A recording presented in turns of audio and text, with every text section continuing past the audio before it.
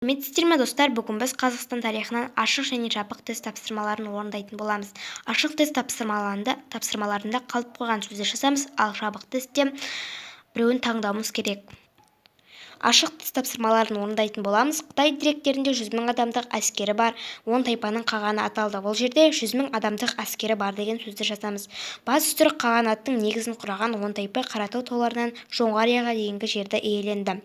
Бұл жерде Қаратау және Жоңғарияға деген сөзді жазамыз. Үшіншісі, қағанатта ұлы әмірші, әскери қолбасшы және барлық жердің иесі қаған саналды.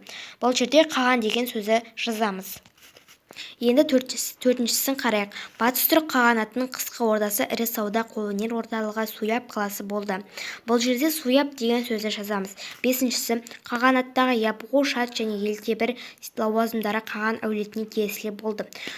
Бұл жерде қаған деген сөзді жазамыз. Батыс түрік қағанатының дағдарысқа ұшырау себебі Долу және Нушебе тайпаларының арасындағы билік үшін күрес болды.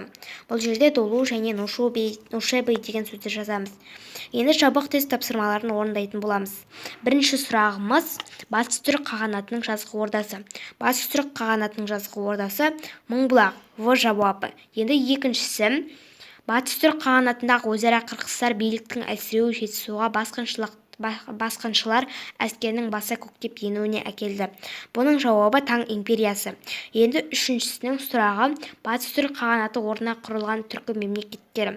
Оғыз мемлекеті, Қимақ қағанаты, Хазар қағанаты. Енді төртіншісі Білге қаған және оның інісі Күлтегін тұсында қайта өркендеген мемлекет Шығыс түрік қағанаты. Б жауабы. Егер ұнаса лайк басып, каналға тіркелуді ұмытпаймыз. Сау болыңыздар.